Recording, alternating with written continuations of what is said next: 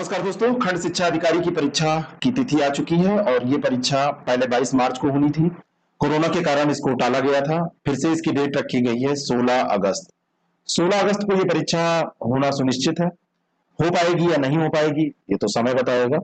आप और हमको यही मानकर चलना है कि ये परीक्षा होगी। 16 अगस्त के लिए हमको तैयारी करनी है। अंत समय में तैयारी का जो सबसे महत्वपूर्ण एक आयाम होता है, एक तरीका होता है, वो होता है क्वेश्चंस की खूब प्रैक्टिस करना। अगर आप खूब प्रैक्टिस करके जाते हैं तो उससे दो लाभ होते हैं। एक तो आपकी स्पीड बढ़ जाती है और आपको क्वेश्चन समझ में आने लगते हैं कि कैसे प्रश्न पूछे जाएंगे। इसका लाभ ये भी होता है कि अंत में आपको प्रश्न ही वहां पर करने हैं। आप कुछ भी पढ़ रहे हैं, क्वेश्चन के रूप में अगर आपका तैयार नहीं हो रहा है तो वो किसी काम का नहीं है। यहाँ पर जो हम ये मॉक टेस्ट करने जा रहे हैं, एक मॉक टेस्ट के अंतर्गत 120 प्रश्नों को हम डिस्कस करेंगे। 2.5 मार्क्स का एक क्वेश्चन होगा प्लस मार्क्स, और अगर आप गलत करते हैं तो निगेटिव में 0.83 मार्क्स आपके कट किए जाएंगे। 1/3 निगेटिव मार्किंग का प्रावधान यूपीपीएससी ने कर रखा है। ऐसे ही इस परीक्षा को भी होना है। 120 प्रश्नों की यात्रा को लगभग हम 1-1.25 घंटे में तय करेंगे। आप लोग इसमें साथ बने रहिए और चलिए शुरू करते हैं इसको। लेते हैं पहला प्रश्न। पहला प्रश्न है, कौन सी बीमारी सबसे कम संक्रामक है? इंपॉर्टेंट क्वेश्चन है। इसमें जो 3 बीमारियां दी हैं, पहले देखिए मम्स, कालरा, तपेदिक। ये जो 3 बीमारियां हैं ये संक्रामक बीमारियां हैं, लेकिन जो पीलिया दी हुई है ये संक्रामक रोग है ही नहीं है। जॉन्डिस संक्रामक नहीं होता है। आंखों और त्वचा का रंग इसमें पीला हो जाता है। मूत्र भी हरे प्रकार का पीला रंग का होता है, भूरा प्रकार का होता है। ये इसके लक्षण है। डी ऑप्शन इसका करेक्ट हो जाएगा। अगला प्रश्न है, कलकत्ता में स्थित फोर्ट विलियम का पहला अध्यक्ष कौन था? कलकत्ता में स्थित था फोर्ट विलियम। एक प्रश्न यहां से भी निकल रहा है और इसका पहला अध्यक्ष था चार्ल्स आयर। ए ऑप्शन इसका करेक्ट है। फोर्ट विलियम की तरह फोर्ट जॉर्ज था और फोर्ट जॉर्ज जो था वो स्थित था मद्रास में, जिसे चेन्नई के नाम से आज जाना जाता है। ये भी आपको ध्यान में रखना है। अगला प्रश्न है, पुर्तगाली साम्राज्य का वास्तविक संस्थापक कौन था? पुर्तगाली साम्राज्य का वास्तविक संस्थापक कौन था? आपने एक नाम सुना होगा, फ्रांसिस्को एल्मीडा। उसके बारे में कहा जाता है, या जो उसके बारे में सत्य बात है, जो प्रश्न पूछा जाता है वह है कि वो पहला पुर्तगाली गवर्नर था, लेकिन वो पुर्तगाली साम्राज्य का वास्तविक संस्थापक नहीं था। जो फ्रांसिस्को एल्मीडा था ये 1505 से 1509 ईस्वी में भारत में रहा। उसके बाद में आता है अल्बुकर्क। जो ये एल्मीडा है उसके बारे में एक प्रश्न और पूछा जाता है ब्लू वाटर पॉलिसी को लेके, और 1909 में आता है अल्बुकर्क। 1900 नहीं, 1509 में, 1909 नहीं, 1509 में आता है अल्बुकर्क और ये 1515 तक ये रहता है। इसके काल में पुर्तगालियों ने अपनी शक्ति को खूब सुदृढ़ किया था और पुर्तगाली साम्राज्य का विस्तार हुआ था। इस कारण से इसको वास्तविक संस्थापक माना जाता है। तो सी ऑप्शन इसका करेक्ट हो जाएगा। अगला प्रश्न, किस वाद ने संसद को मौलिक अधिकारों में संशोधन का अधिकार दिया था? कौन सा ये वाद था? इंपॉर्टेंट क्वेश्चन है। एक वाद के बारे में आपने सुना होगा, केशवानंद भारतीवाद। इसके पहले भी शंकरी प्रसाद वाद आया 1991 में। शंकरी प्रसाद बनाम भारत संघ, फिर सज्जन सिंह बनाम राजस्थान आया। उसमें जो भी चीजें निश्चित हुई थी, बाद में मूल अधिकारों में संशोधन कर सकती है, ऐसा कहा गया था कि संसद संविधान द्वारा मूल अधिकारों में संशोधन कर सकती है। उसके बाद में गोलकनाथ वाद में इसको पलट दिया गया था, लेकिन बाद में केशवानंद भारतीवाद आता है, तब उसमें फिर से यही कहा जाता है कि संशोधन कर सकती है। तो ए ऑप्शन इसका करेक्ट है। अगला प्रश्न है, कौशेक क्या है? COVSACK। कौशिक इंपॉर्टेंट इसलिए है क्योंकि इसका संबंध कोविड से है और कोविड-19 से संबंधित ये नमूना संग्रह कियोस्क है। कोविड-19 से जो संक्रमित रोगी होते हैं उनके नमूने प्राप्त करने के लिए इसका डेवलपमेंट किया गया है। और इसके बारे में एक दूसरी बात इंपॉर्टेंट है कि इसका विकास किसने किया है? इसका विकास DRDO ने किया है, रक्षा अनुसंधान व विकास संगठन ने। सी ऑप्शन इसका करेक्ट है। वेम्बनाड झील में एक द्वीप स्थित है, उसका नाम क्या है? कौन सा द्वीप है जो वेम्बनाड झील में स्थित है? वेम्बनाड झील में वेलिंगटन द्वीप स्थित है। केरल में जो नौकायन प्रतियोगिता होती है वो वेम्बनाड झील में ही आयोजित की जाती है। तो बी ऑप्शन इसका करेक्ट हो जाएगा। और वर्तमान समय में जिस स्थान पर यह द्वीप स्थित है वो कोच्चि झील के एक भाग के रूप में पुनर्निर्मित हो चुका है। तो बी ऑप्शन इसका करेक्ट है, ध्यान रखना है आपको। निम्नलिखित कथनों पर विचार कीजिए। अजंता की गुफाएं महाराष्ट्र और औरंगाबाद के पास सह्याद्री पर्वतमाला, पश्चिमी घाट पर्वतमाला को सह्याद्री पर्वतमाला के नाम से भी जाना जाता है। पश्चिमी घाट में या सह्याद्री पर्वतमाला में रॉक कट गुफाओं की एक श्रृंखला के रूप में स्थित है। तो अजंता गुफाएं महाराष्ट्र में है और औरंगाबाद जिले में है, बिल्कुल सही स्टेटमेंट है। एलोरा 34 गुफाओं का एक समूह है, ये भी सही है, जिसमें 17 ब्राह्मण, 12 बौद्ध और 5 जैन धर्म से संबंधित है, ये भी बिल्कुल सही है। अलग अलग इंफॉर्मेशन भी याद रखिएगा, आपसे प्रश्न पूछे जा सकते हैं, इस तरीके से इसका सही उत्तर सी हो जाएगा। इसमें कई प्रश्न, 5-7 प्रश्न आपके तैयार हो जाएंगे अगर इतना आपको तैयार हो जाता है आपका। धमेक स्तूप का क्या महत्व है? धमेक स्तूप का क्या महत्व है? यह वह स्थान है जहां भगवान बुद्ध ने धर्म का पहला उपदेश दिया था। ये ऑप्शन इसका करेक्ट है, पहला उपदेश यहां पर उन्होंने दिया था। धमेक स्तूप का जो निर्माण हुआ था वो अशोक ने करवाया था, पहले से वहां एक स्तूप बना हुआ था और 3री शताब्दी में उसने वहीं पर एक दूसरा, मतलब उसी दूसरे स्तूप के स्थान पर धमेक स्तूप, जिसको धर्म चक्र स्तूप के नाम से भी जाना जाता है, निर्मित करने का आदेश दिया और 500 ईसा पूर्व में इसका निर्माण कंप्लीट हुआ था। ए ऑप्शन इसका करेक्ट है। अगला प्रश्न है, निम्नलिखित कला शैलियों में सही सुमेलित आपको बताना है। कला शैली दी हुई है और राज्य दिया हुआ है, आपको इसमें बताना है कि कौन सा सही सुमेलित है। इसमें देखिए जो पहला दिया हुआ है कलमकारी और इसके आगे लिखा है राजस्थान। कलमकारी राजस्थान से संबंधित नहीं है, यह आंध्र प्रदेश से संबंधित है। कालीघाट पॉट्स ये पश्चिम बंगाल, ये बिल्कुल सही है, ये पश्चिम बंगाल से संबंधित है। और जो फड़ चित्रकला है, फड़ चित्रकला राजस्थान से संबंधित है। यानी कि 1 और 3 ये इंटरचेंज करके लिखे हुए हैं, केवल 2 इसमें सही है, सी ऑप्शन इसका करेक्ट हो जाएगा। अगला प्रश्न, खुसरो समिति संबंधित थी। खुसरो समिति किससे संबंधित थी? इसका संबंध था कृषि शाख प्रणाली से। किससे संबंधित थी? कृषि शाख प्रणाली से, एग्रीकल्चर क्रेडिट सिस्टम से इसका संबंध था खुसरो समिति का। अगला प्रश्न, किस राज्य ने भारतीय नौसेना से ऑक्सीजन आपूर्ति सुनिश्चित करने के लिए मल्टी फील्ड ऑक्सीजन मैनिफोल्ड की खरीद की? करंट अफेयर का यह प्रश्न है, इंपॉर्टेंट क्वेश्चन है। ये कोविड-19 के तहत ही किया गया था। कोरोना वायरस संक्रमित लोगों को ऑक्सीजन की आपूर्ति करने के लिए मल्टी फीड ऑक्सीजन मैनिफोल्ड की खरीद को स्वीकृति प्रदान की गई थी और ये किया था आंध्र प्रदेश सरकार ने। बी ऑप्शन इसका करेक्ट है, भारतीय नौसेना से यह समझौता हुआ था। निम्नलिखित कथनों पर विचार करें।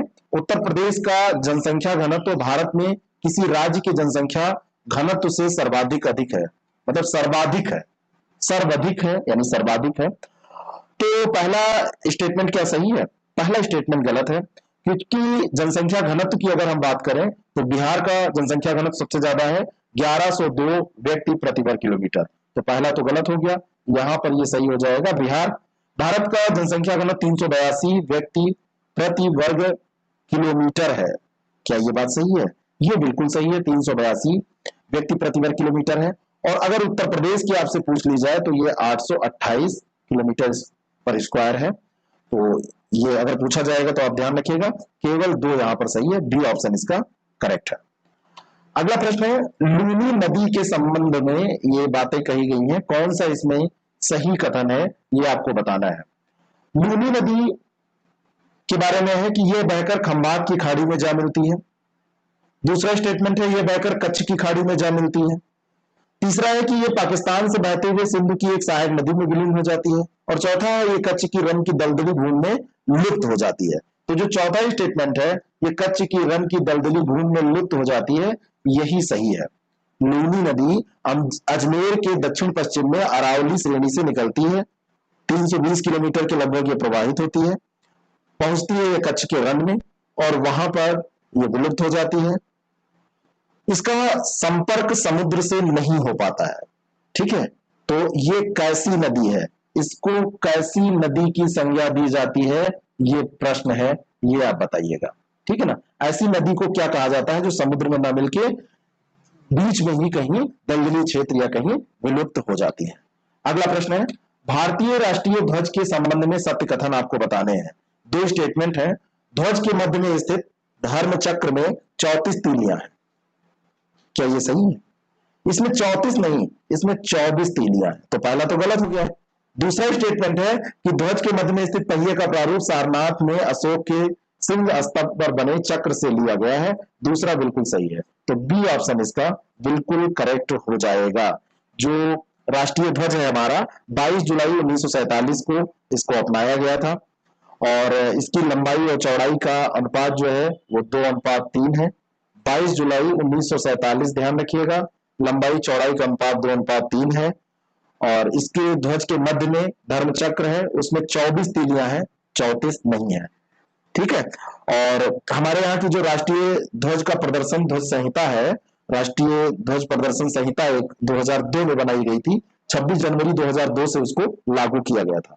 अगला प्रश्न, गहरे समुद्री क्षेत्र में खनिजों के खनन हेतु किस परियोजना का शुभारंभ किया गया है? कौन सी परियोजना शुरू की गई है? इंपॉर्टेंट क्वेश्चन है, यह आपसे पूछा जा सकता है। और इस प्रश्न का सही उत्तर है समुद्रायन। ए ऑप्शन इसका करेक्ट है। राष्ट्रीय समुद्र प्रौद्योगिकी संस्थान गहरे समुद्री क्षेत्र दुर्लभ खनिज क्षेत्रों में दुर्लभ खनिजों की उपस्थिति को सुनिश्चित करने के लिए यह परियोजना शुरू करने की योजना बना रही है। और इसके द्वारा जो किया जाएगा कार्य वो यह है कि 6000 मीटर गहराई तक इससे दोहन हो पाएगा। पनडुब्बियों के द्वारा यह दोहन किया जाएगा। अभी वर्तमान समय में देखा जाए तो केवल 2000 मीटर की गहराई तक जा सकते हैं, अब 6000 तक जा पाएंगे। अगला प्रश्न है, समर्थ योजना का संबंध किससे है? समर्थ योजना जो है ये कौशल विकास से संबंधित है, स्किल डेवलपमेंट से समर्थ योजना संबंधित है। केंद्रीय कपड़ा मंत्रालय के द्वारा ये शुरू की गई है। और ये जो योजना है ये हथकरघा, हस्तशिल्प, रेशम उत्पादन, बुनाई जैसे जो पारंपरिक सेक्टर में लोग काम कर रहे हैं उनके कौशल को अपग्रेड करने के लिए लॉन्च की गई थी। अगला प्रश्न है, निम्नलिखित कथनों पर विचार कीजिए। दो स्टेटमेंट है। केवलादेव राष्ट्रीय उद्यान राजस्थान के झुंझुनू जिले में स्थित है। केवलादेव राष्ट्रीय उद्यान राजस्थान में तो है लेकिन झुंझुनू जिले में नहीं है। ये कहां पर स्थित है? ये भरतपुर में स्थित है। कहां पर? भरतपुर में। तो पहला स्टेटमेंट तो गलत हो गया। केवलादेव राष्ट्रीय उद्यान में साइबेरियन सारस सर्दियों में प्रवास करते हैं, तो सर्दियों में साइबेरियन सारस यहां पर आते हैं। दूसरा स्टेटमेंट सही है, बी ऑप्शन इसका करेक्ट है। तीसरी एशियाई युवा खेल प्रतियोगिता 2021 का आयोजन स्थल क्या है? कहां पर यह होगी? एशियाई युवा खेल प्रतियोगिता 2021 ये आयोजित होगी चीन में। डी ऑप्शन इसका करेक्ट है। अगला प्रश्न, विश्व का सबसे पुराना टेनिस टूर्नामेंट कौन सा है? टेनिस टूर्नामेंट जो होते हैं इसमें फ्रेंच ओपन है, यूएस ओपन है, ऑस्ट्रेलियन ओपन है और एक है विंबलडन। तो इसमें सबसे जो पुराना है वो विंबलडन है। डी ऑप्शन इसका करेक्ट है। और अभी ये रद्द किया गया था इसलिए चर्चा में है। और इसके पहले विंबलडन को द्वितीय विश्व युद्ध के समय रद्द किया गया था। उसके बाद अभी कोविड-19 के कारण रद्द किया गया है। अब आप इससे ही अंदाजा लगा सकते हैं कि कोविड कितना भयानक है। एंथूरियम क्या है? इन्फ्लुएंजा वायरस की एक प्रजाति, एड्स की नोविस से दवा या क्या है? एंथूरियम जो है ये फूल की एक प्रजाति है। सी ऑप्शन इसका करेक्ट है। एंथूरियम क्या है? फूल की एक प्रजाति है। केरल के तिरुवनंतपुरम की एक महिला है, उन्होंने इसका क्रॉस पॉलिनेशन के जरिए विकास किया है और 10 किस्में इसकी विकसित की हैं।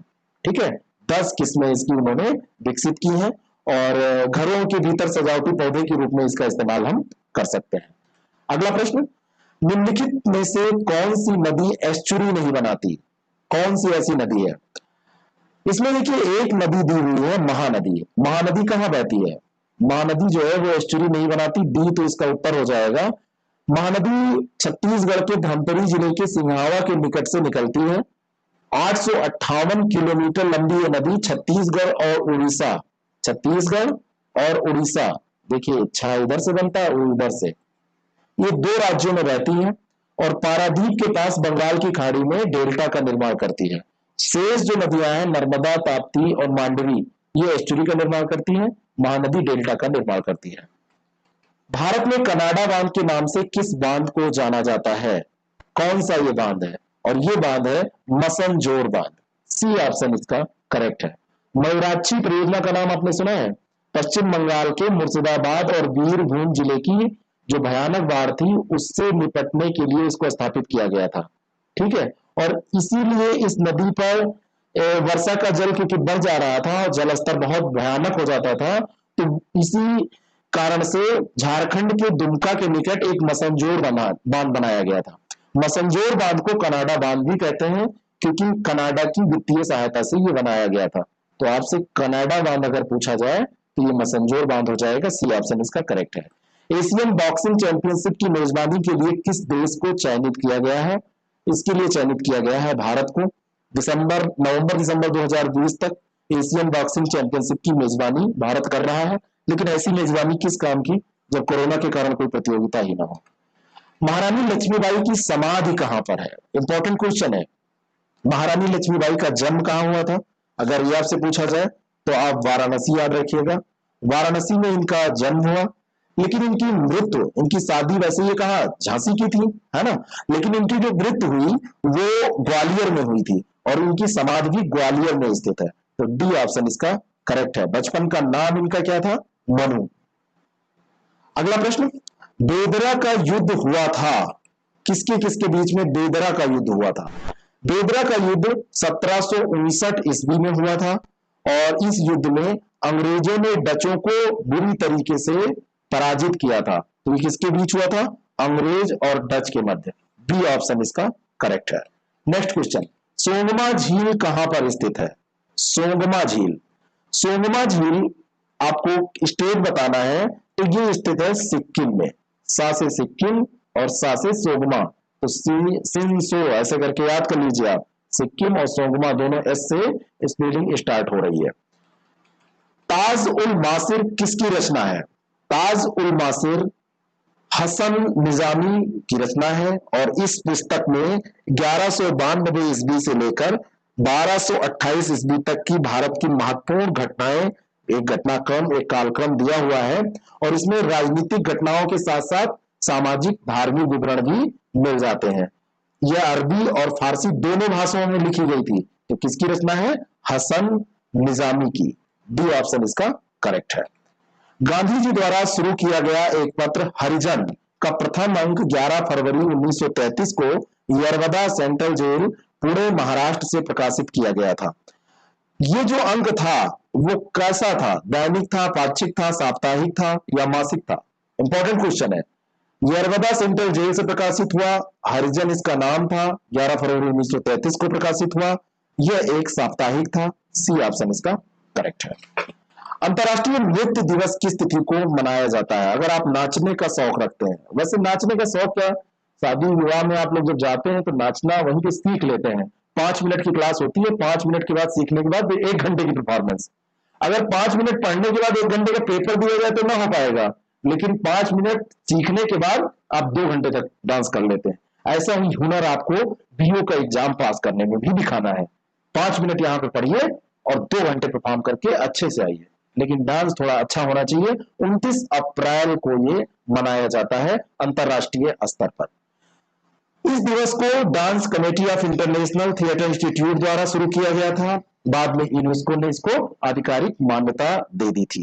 ठीक है, 29 अप्रैल इसलिए चुना गया क्योंकि इसी दिन प्रसिद्ध फ्रांसीसी डांसर थे जीन जॉर्जस, उनका जन्म हुआ था। जीन जॉर्जस का ये बर्थडे होता है। भारतीय बागवानी अनुसंधान संस्थान कहां पर स्थित है? कहां पर स्थित है? कौन सी जगह है? ये जगह है बंगलुरु। सी ऑप्शन इसका करेक्ट है। इसकी स्थापना कब हुई थी पूछा जाए तो बता देना। 1967 में स्थापना हुई थी। भारतीय बागवानी अनुसंधान संस्थान विभिन्न पहलुओं के फल, सब्जी, सजावटी, औषधीय, सुगंधित जितने भी किस्म के पौधे होते हैं, मशरूम, इन सब आदि पर कार्य करता है। ठीक है, निम्नलिखित कथनों पर विचार कीजिए। वे भौतिक राशियां जिनके निरूपण के लिए परिमाण के साथ साथ दिशा की भी आवश्यकता होती है, उनको हम अदिश राशि कहते हैं। अब जरा ये बताइए, ध्यान से पढ़िए, अगर दिशा की आवश्यकता भी होती है परिणाम के साथ साथ, परिमाण तो जो है वो है ही है, दिशा भी चाहिए, परिमाण है, परिणाम नहीं, है ना, परिमाण। तो अब ये अदिश क्यों हो जाएगा? ये सदिश होगा, तो पहला ये गलत हो गया। विभव ऊर्जा एक सदिश राशि है। जो विभव ऊर्जा है वो एक अदिश राशि है। ठीक है, ये भी गलत हो गया, दोनों के दोनों गलत हो गए। सी ऑप्शन इसका करेक्ट हो गया। बाकी डिफिनीशन यहां पर दी है, इसकी उल्टी डिफिनीशन अदिश राशि की होती है। निम्नलिखित कथनों पर विचार करें। सूचना का अधिकार मूल अधिकार के रूप में भारतीय संविधान में नागरिकों को प्रदान किया गया है। ऐसा नहीं है। सूचना का अधिकार एक अधिनियम पारित किया गया, सूचना अधिकार अधिनियम 2005 में, उसके तहत दिया गया। तो 2005 में ये दिया गया, पहला तो यहां पर गलत हो गया। और यह एक विधिक अधिकार है, यह एक लीगल राइट है, तो लीगल राइट है, ये सही है। दूसरा ये बिल्कुल सही है, बी ऑप्शन इसका करेक्ट हो जाएगा। भारत का राष्ट्रीय विरासत पशु कौन सा है? राष्ट्रीय विरासत पशु पूछा जा रहा है, और ये क्वेश्चन इसलिए इंपॉर्टेंट है, जो अभी एलिफेंट के साथ घटना हुई, जिसको अनन्नास के तौर पर एक बम खिलाया गया और वो प्रेग्नेंट थी, मारी गई। इसलिए ये प्रश्न बहुत इंपॉर्टेंट हो जाता है। भारत का राष्ट्रीय पशु जो है, वो विरासत पशु जो है, वो हाथी है। भारतीय हाथी एशियाई हाथी की उप प्रजाति है, और एशिया क्षेत्र में ये जो एशियाई हाथी पाए जाते हैं, उन्हीं में से उसी प्रकार की उप प्रजाति है भारतीय हाथी, वही है हमारा विरासत पशु। नाबार्ड की स्थापना निम्नलिखित में से किस समिति की सिफारिश पर की गई थी? नाबार्ड की स्थापना 12 जुलाई 1900 कब की गई थी? 12 जुलाई 1982 को की गई थी, और एक समिति गठित की गई थी, शिवरामन समिति। डी ऑप्शन इसका करेक्ट है, शिवरामन समिति की सिफारिश पर इसको स्थापित किया गया था। नाबार्ड का मतलब है national bank for agriculture and rural development, राष्ट्रीय कृषि और ग्रामीण विकास बैंक। मुंबई में इसका मुख्यालय स्थित है। पृथ्वी पर सबसे तेजी से गर्म होने वाला घोषित क्षेत्र किस देश में स्थित है? जो सबसे तेजी से फास्टेस्ट हीटिंग जोन कहां पर स्थित है? ये स्थित है नॉर्वे में। वैसे आप सोचेंगे कि नॉर्वे में कैसे हो सकता है? चरम जलवायु परिणामों के कारण ऐसा प्रभाव पड़ा है उस पर। स्वालबार्ड आर्कटिक महासागर में एक द्वीप समूह है, वहीं पर यह स्थित है, और ये यूरोप की मुख्य भूमि जो है, उससे 400 मील की दूरी पर स्थित है। नॉर्वे और उत्तरी ध्रुव के बीच में स्थित ये क्षेत्र है। बी ऑप्शन इसका करेक्ट है। मुद्रास्फीति का सामना करने के लिए ईरान ने किस नई मुद्रा को शुरू करने का निर्णय लिया है? मुद्रास्फीति वहां पर बहुत ज्यादा बढ़ गई है, और मुद्रास्फीति बढ़ने से वहां पे जो ईरान की मुद्रा थी, ईरानी मुद्रा जो क्या है, रियाल, उसकी वैल्यू बहुत कम हो गई। इस कारण से ईरानी सरकार ने 10,000 रियाल से मिलाकर एक बनाया टोमन। 10,000 रियाल बराबर होता है एक टोमन। टोमन उन्होंने लॉन्च कर दिया। पुराने करेंसी नोट भी चलेंगे, रियाल भी चलेगा, लेकिन टोमन उसको लॉन्च किया है। टोमन भी अभी वैध रहेगा।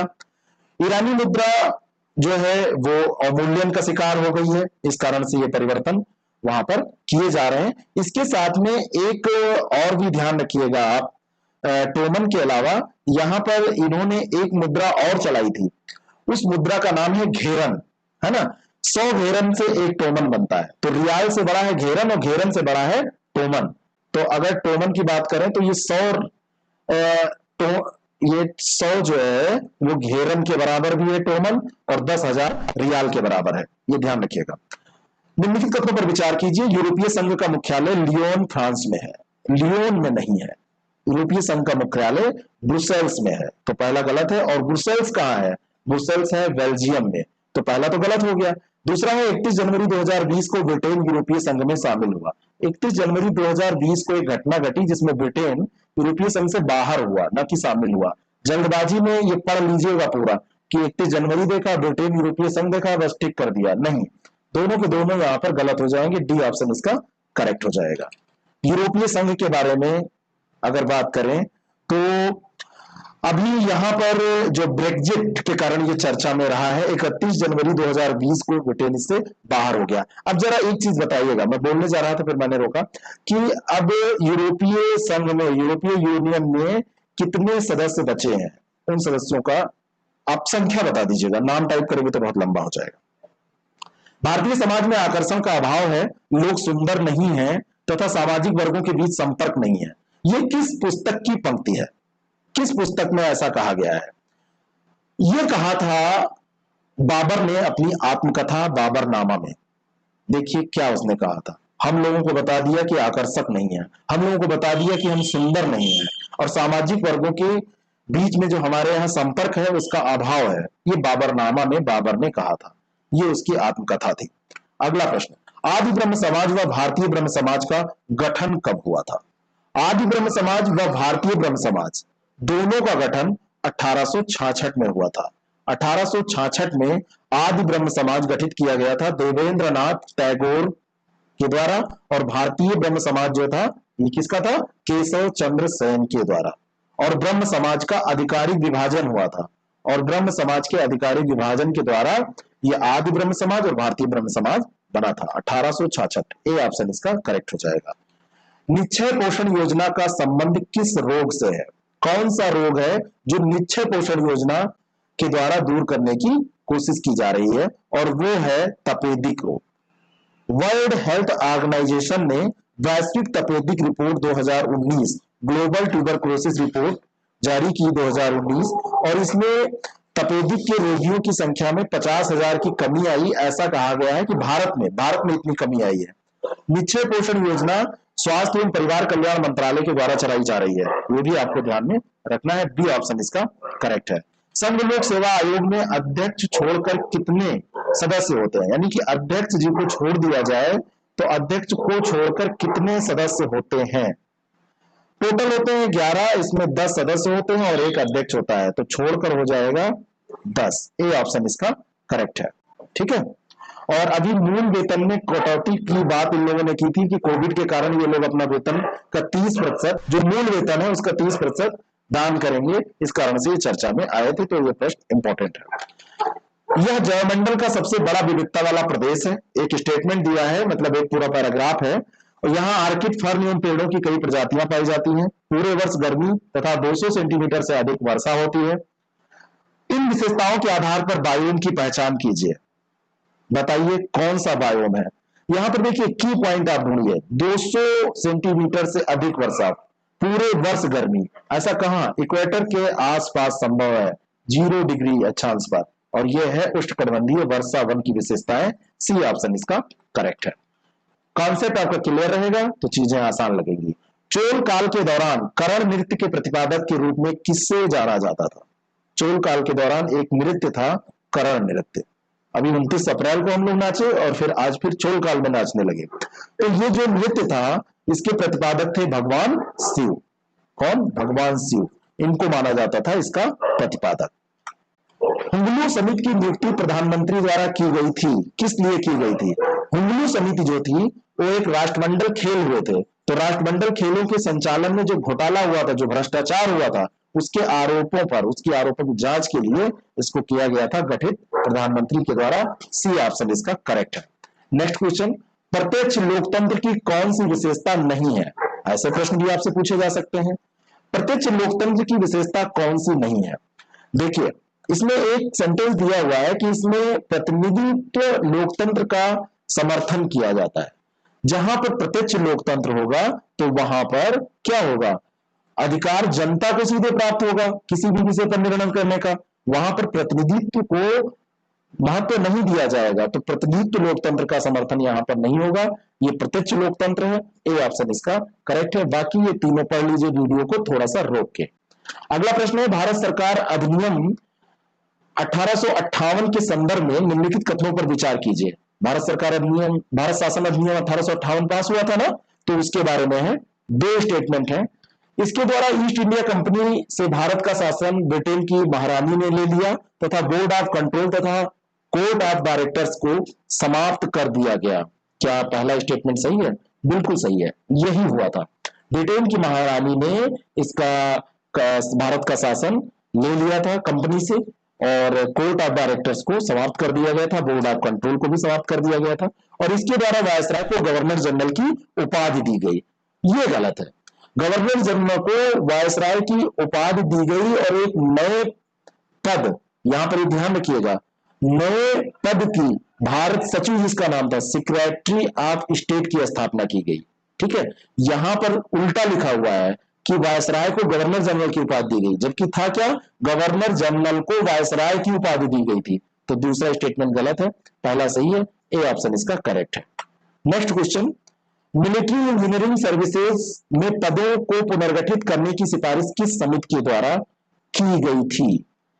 एक समिति गठित की गई थी, शेखतकर समिति। कौन सी? शेखतकर समिति। और शेखतकर समिति जो गठित की गई थी, इसका काम था मिलिट्री इंजीनियरिंग सर्विसेज में पदों को पुनर्गठित करने की सिफारिश करना। वर्ष 2016 में हमारे रक्षा मंत्री हुआ करते थे मनोहर पर्रिकर, जो कि अंत समय में जब उनकी मृत्यु हुई तो गोवा के मुख्यमंत्री, पहले भी गोवा के मुख्यमंत्री थे, फिर सेंट्रल गवर्नमेंट में चले गए थे, फिर से वापस वो चले गए थे और गोवा को कैंसर था, उनको नहीं रहे, अच्छे नेता थे, तो उन्होंने इसको गठित किया था। सी ऑप्शन इसका करेक्ट है, भूलेंगे नहीं ना। अगला प्रश्न, इराक के नवनिर्वाचित प्रधानमंत्री मुस्तफा अल कदीम सद्दाम हुसैन के उपरांत बनने वाले प्रधानमंत्री हैं, किस क्रम के? इराक में कोरोना वायरस वैश्विक महामारी के कारण गंभीर संकट, आर्थिक संकट पैदा हो गया। वहां पर अभी अल कदीमी थे, मुस्तफा अल कदीमी, उन्होंने प्रधानमंत्री के तौर पर शपथ ली। सद्दाम हुसैन शासनकाल 2003 में जो समाप्त हुआ, उसके उपरांत इस पद पर निर्वाचित होने वाले वो छठे प्रधानमंत्री हैं। बी ऑप्शन इसका करेक्ट है। अगला प्रश्न, वर्ल्ड इकोनॉमिक आउटलुक रिपोर्ट किसके द्वारा जारी की जाती है? बहुत इंपॉर्टेंट क्वेश्चन है, कमीशन का ये बिल्कुल पेट प्रश्न है, और ये जारी की जाती है IMF के द्वारा, इंटरनेशनल मॉनेटरी फंड के द्वारा, अंतरराष्ट्रीय मुद्रा कोष के द्वारा। सी ऑप्शन इसका करेक्ट है। अगला प्रश्न, बजट पारदर्शिता और जवाबदेही में भारत का स्थान क्या है? अभी ओपन बजट सर्वेक्षण, जिसे अंतरराष्ट्रीय बजट पार्टनरशिप द्वारा संचालित किया जाता है, वो जारी किया गया, और इसमें न्यूजीलैंड 87 स्कोर के साथ प्रथम स्थान पर रहा। न्यूजीलैंड जो है वो 87 स्कोर के साथ प्रथम स्थान पर रहा। भारत 117 देशों की इस रिपोर्ट में 53वें स्थान पर रहा। बी ऑप्शन इसका करेक्ट है, और इसका स्कोर केवल 49 अंक है 100 में, आउट ऑफ 100। न्यूजीलैंड को 87 मिल रहे हैं और इसको 49 ही मिल रहे हैं। ठीक है, वैश्विक औसत 45 है, खैर वैश्विक औसत से ये ज्यादा है। आयु रक्षा कार्यक्रम का आयोजन किया गया। आयु रक्षा कार्यक्रम का आयोजन किसके द्वारा किया गया?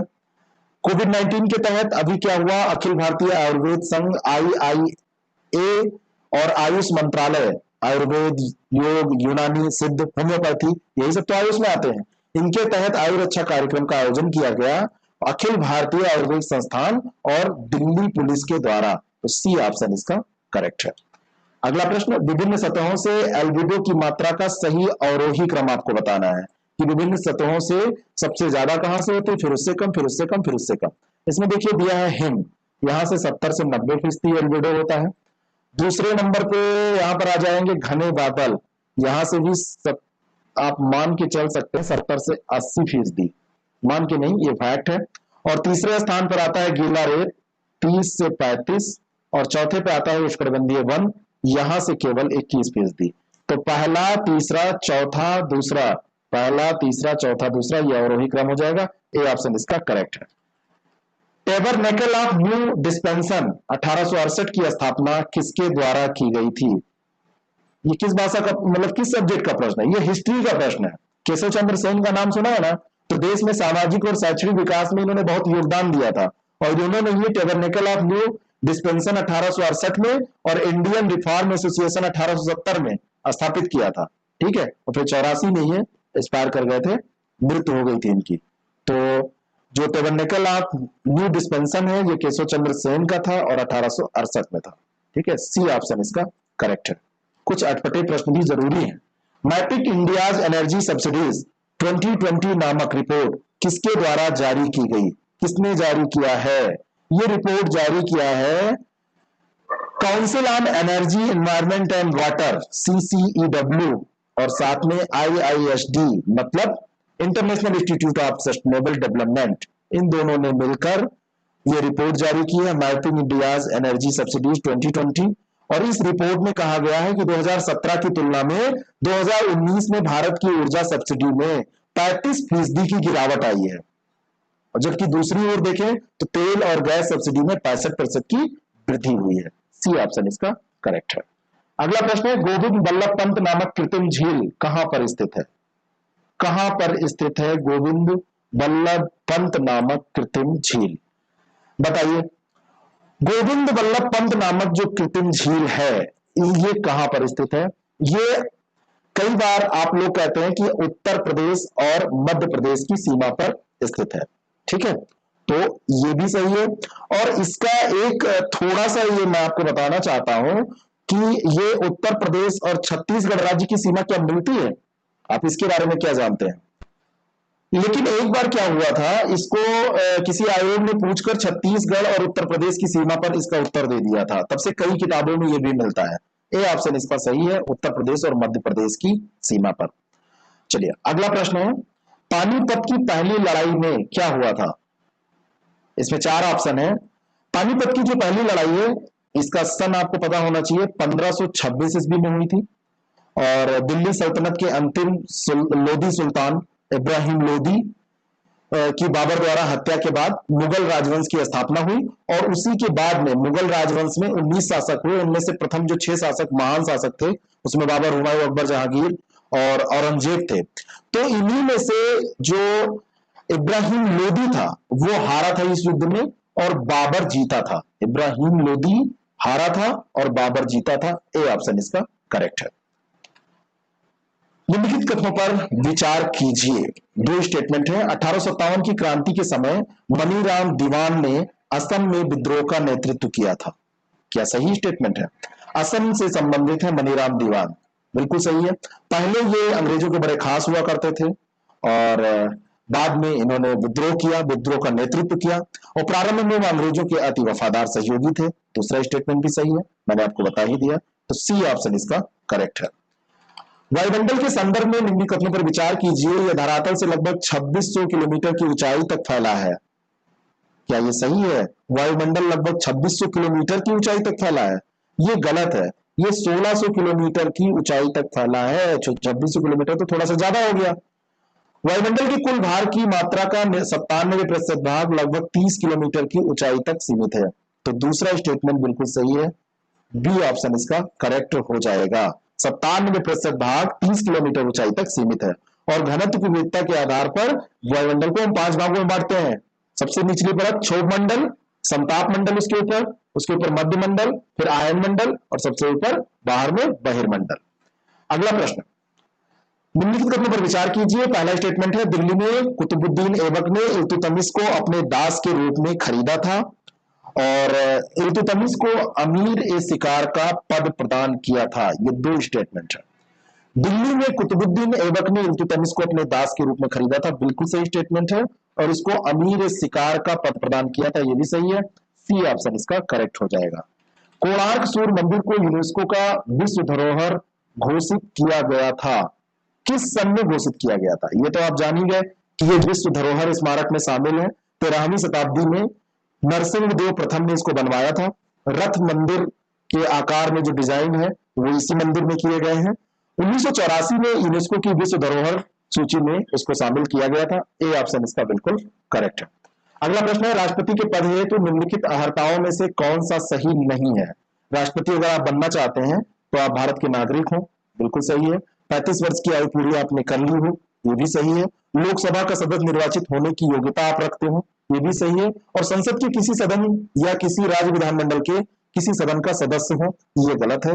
आप डायरेक्ट राष्ट्रपति का चुनाव लड़ सकते हैं। हंसिए ना अपने ऊपर, आप भी राष्ट्रपति बन सकते हैं, कोई बड़ी बात नहीं है, कोई भी बन सकता है, बस काम करते रहिए। अगला प्रश्न, निम्नलिखित कथनों पर विचार कीजिए। ऋग्वैदिक काल में पहली बार क्षेत्रीय राज्यों का उदय हुआ तथा कबीले पर शासन करने वाला राजा अब उस प्रदेश पर शासन करने लगा। ऋग्वैदिक काल में क्या ऐसा हुआ था? नहीं, यह घटना है उत्तर वैदिक काल की। उत्तर वैदिक काल में पहली बार क्षेत्रीय राज्यों का उदय हुआ था और राजा अब उस प्रदेश पर शासन करने लगा था। राजा की दैवीय उत्पत्ति का सिद्धांत सर्वप्रथम शतपथ ब्राह्मण में मिलता है।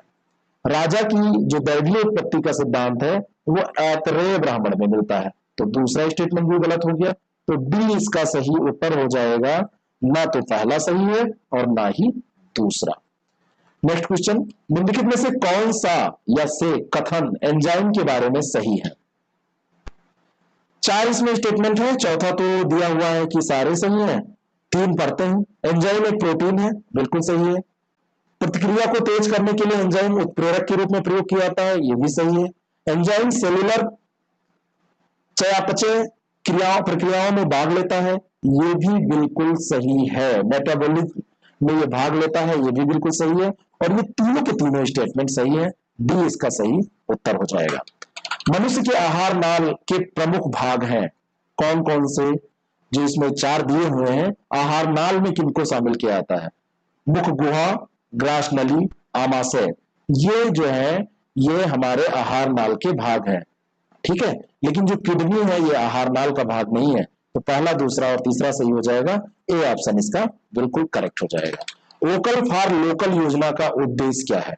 बहुत चर्चा में हो रही है। वोकल फॉर लोकल योजना हमारे प्रधानमंत्री मोदी जी ने आत्मनिर्भर भारत अभियान की जब घोषणा की थी, तब उन्होंने बोला था। तो इसका अर्थ क्या था? स्थानीय उत्पादों को बढ़ावा देना, बाहर की चीजों पर निर्भर कम होना, जिससे कि हम अपने यहाँ ही उत्पादन करें और जो लाभ है वो हमारे देश में ही रह जाए। बॉलीवुड के मशहूर अभिनेता ऋषि कपूर का अभी निधन हो गया। उनकी पहली फिल्म कौन सी थी? उनकी पहली जो फिल्म थी, उन्होंने जब बाल कलाकार वो थे तभी की थी वो फिल्म, और वो फिल्म थी मेरा नाम जोकर। ठीक है। और मेरा नाम जोकर में उन्होंने जब काम किया था तब वो छोटे बच्चे थे। 1970 में उन्होंने उसमें बाल कलाकार के रूप में काम किया था।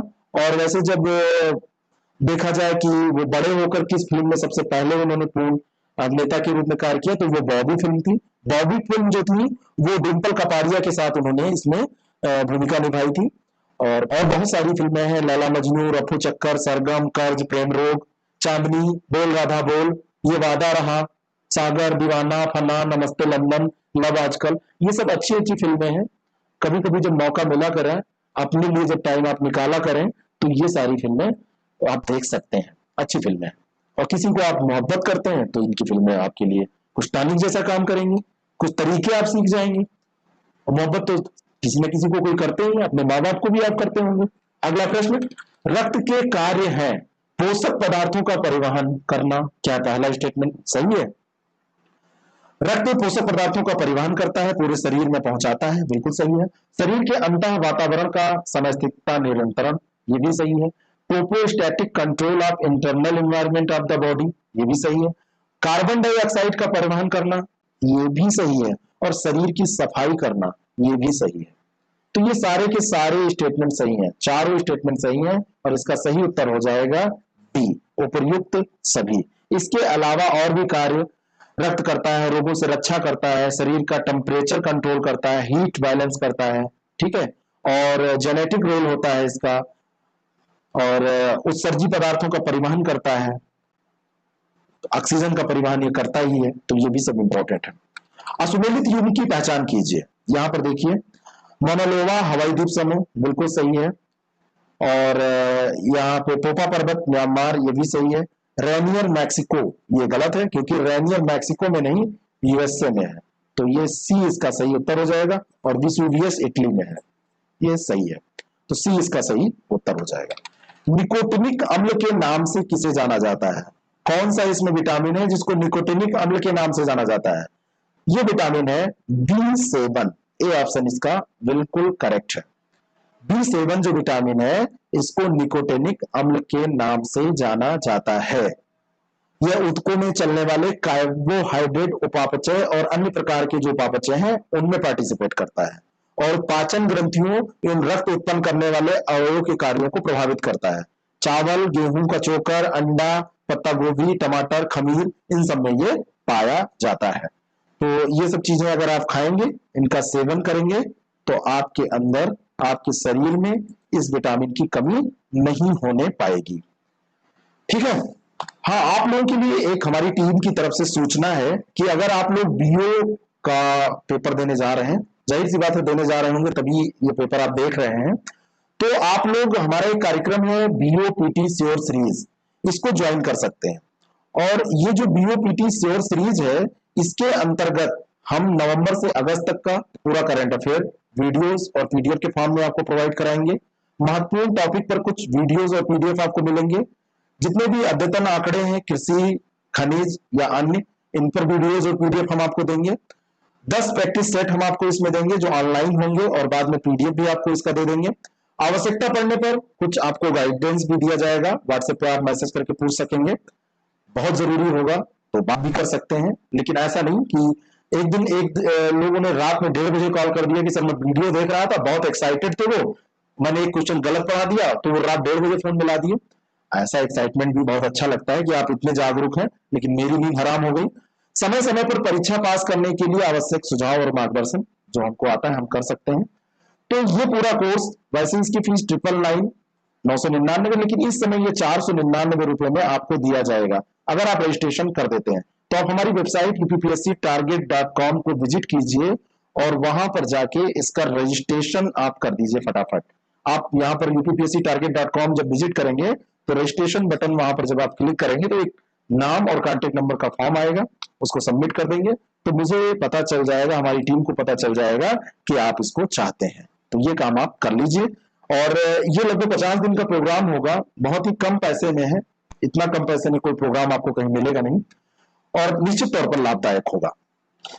अगला प्रश्न है, हिंदू वृद्धि दर किस वृद्धि दर से संबंधित है? ये बहुत इंपॉर्टेंट क्वेश्चन है।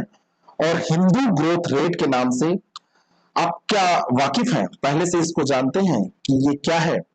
Hindu growth rate professor Rajkrishna एक हुए 1981 में अमेरिकन इकोनॉमिक एसोसिएशन में, उन्होंने एक भाषण दिया था, वहां पर वो बोल रहे थे, सेमिनार था, तो उसमें हिंदू वृद्धि दर शब्द का इन्होंने सर्वप्रथम प्रयोग किया था। कब किया था? 1981 में। तब से ये कई बार प्रश्न पूछा गया है और प्रोफेसर राजकृष्ण इनका नाम था। और उनके अनुसार यह है कि हिंदू परंपरा में जो विकास के अनुकूल नहीं है, जिसमें विकास को प्रश्रय नहीं दिया जाता है, उसी के कारण भारतीय अर्थव्यवस्था में राष्ट्रीय आय की वृद्धि 3.5% के आसपास बनी हुई है, ऐसा इन्होंने कहा था। ठीक है, तो ये प्रोफेसर राजकृष्ण के द्वारा प्रयोग किया गया शब्द था और ये जो है किससे संबंधित था? ये राष्ट्रीय आय से संबंधित था। बी ऑप्शन इसका करेक्ट है। सतत आर्थिक विकास से क्या अभिप्राय है? सतत आर्थिक विकास से आप क्या समझते हैं? सतत आर्थिक विकास का मतलब होता है, अंग्रेजी में इसको सस्टेनेबल डेवलपमेंट या सस्टेनेबल इकोनॉमिक डेवलपमेंट कहते हैं। वर्तमान पीढ़ी के विकास के साथ साथ अगर आप भविष्य के आर्थिक विकास को भी ध्यान में रखते हैं, संसाधनों का उपयोग इस तरीके से करते हैं कि हम भविष्य के लिए भी, अपने आगे आने वाली पीढ़ी के लिए भी कुछ छोड़ रहे हैं, तो वो सतत विकास होता है। ए ऑप्शन इसका बिल्कुल करेक्ट है।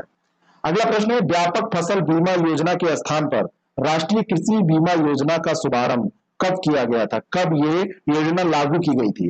वर्ष 1999 में एक योजना पहले से चल रही थी, उसके स्थान पर 1985 से प्रारंभ थी व्यापक फसल योजना, व्यापक फसल बीमा योजना, और उसी के स्थान पर ये राष्ट्रीय कृषि बीमा योजना शुरू की गई थी 1999 से।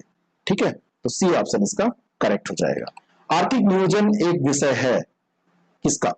समवर्ती सूची का या राज्य सूची का या संघ सूची का? ये समवर्ती सूची का विषय है ना? और समवर्ती सूची की प्रविष्टि संख्या 20 में आर्थिक एवं सामाजिक नियोजन का उल्लेख किया गया है। ए ऑप्शन इसका करेक्ट है। भारत की पहली महिला वित्त मंत्री कौन है? इंपॉर्टेंट क्वेश्चन है। पहली बार अगर वित्त मंत्रालय का कार्यभार आपसे कभी पूछा जाए कि किस महिला ने संभाला, तो इसका उत्तर इंदिरा गांधी होगा। लेकिन पहली महिला वित्त मंत्री अगर आपसे पूछा जाएगा कि पूरा पोर्टफोलियो उनके पास था, स्वतंत्र रूप से वो बनी, तो वो निर्मला सीतारमण है। 16 जुलाई 1969 से 27 जून 1970 तक जब इंदिरा गांधी प्रधानमंत्री थी, तब उन्होंने वित्त मंत्री का कार्यभार संभाला था। लेकिन अगर वित्त मंत्री के तौर पर कोई महिला नियुक्त हुई है तो वो कौन है? निर्मला सीतारमण। ए ऑप्शन इसका करेक्ट है। निम्नलिखित में से कौन भारतीय टेबल टेनिस विश्व रैंकिंग में शीर्ष 25 में जगह बनाने वाले पहले भारतीय बने? जी साथियान का नाम आपने अगर सुना होगा तो 29 अप्रैल 2019 को एक रैंकिंग जारी की गई थी। इतना पुराना करंट अफेयर पूछा इसलिए जा सकता है क्योंकि ये बड़ा रिकॉर्ड है। तो टेबल टेनिस विश्व रैंकिंग में इन्होंने पहली बार 25 में, अंडर 25 में जगह बनाई थी। बी ऑप्शन इसका करेक्ट है।